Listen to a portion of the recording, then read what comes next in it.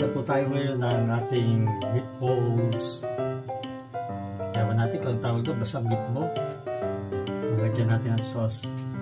So, hintay lang kayo mga kachicha. Simulan na po natin. So, dito naman tayo sa meat.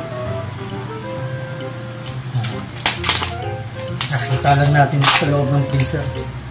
So, bahala na.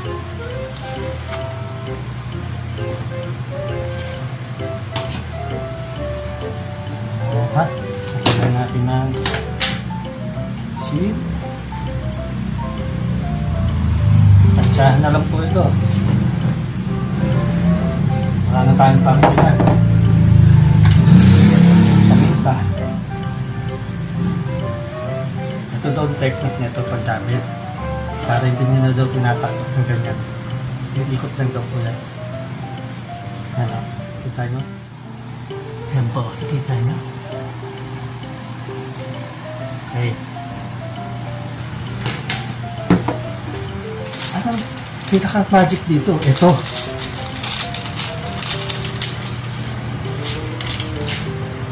Ayan natin ang konting pahirapang bigkasin.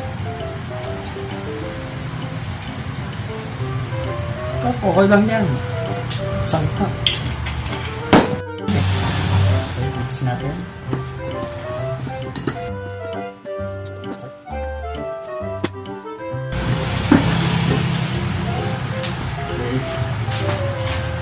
Ito din na natin. Hiniwa-hiwa natin sibuyas at bawang.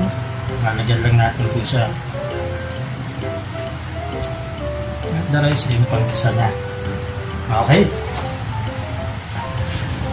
Balik tayo. Ano ho, itlog ito.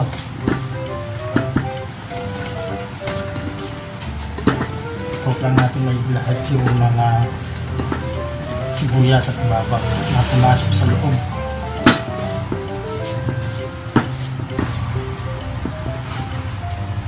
Okay. So, ayan. Hati na po natin siya sa maliliit na bilog-bilog. Bite size na siguro, pero sobrang lang sa bite size to. So, ilan to? 2, 4, 6, 8, 10. Ang 10 piraso. Panalo na yan! So, ngayon, nagtatamong po tayo ng cheese. At butter. Ito na po sila. Sunod natin yung talot na yan. Bumalik tayo sa ating papalaman lang natin siya sa loob. Magkasamang butter at saka cheese. Bahala na sila dyan sa loob. Yan. Okay.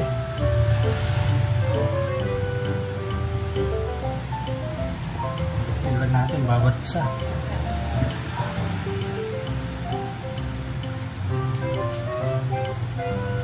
Okay, balik na tayo sa dati. So, yan po. Nandiyan na lahat yung palaman niya. Bahala na sila magsiksikan dyan sa loob. Ating linisin itong kalat. Magalit si Man. Alright, dito na po tayo sa ating kusina. Nakapagpainit tayo ng kawali na may mantika. At lulunurin natin siya sa canola oil.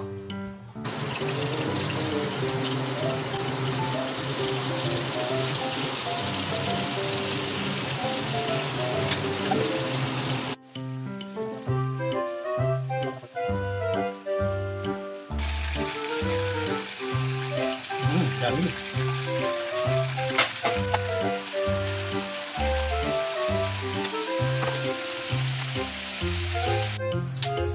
Ito na po tayo sa sauce.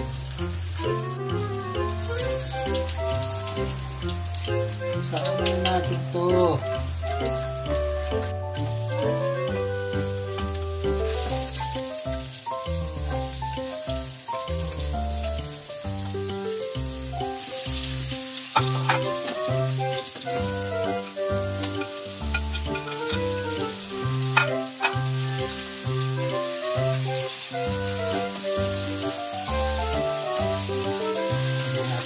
natin tomato paste.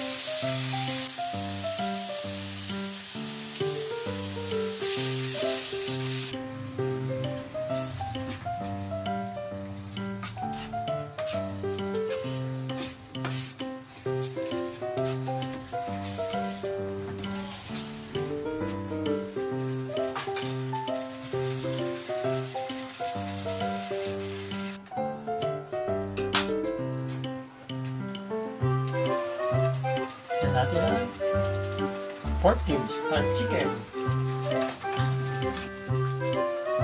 paminta, at cumin.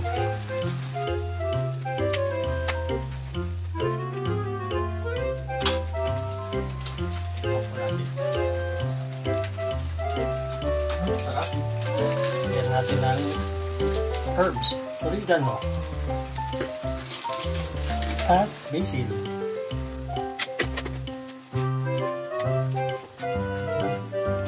Nalagay po natin ang ating mga meatballs. Ayan.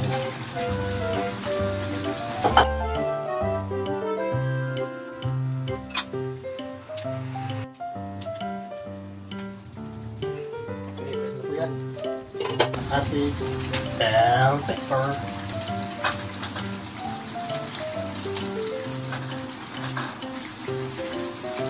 Alright.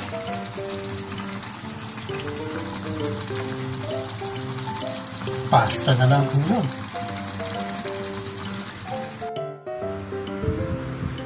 Ayan. Yan po, kiyari ng ating meatballs.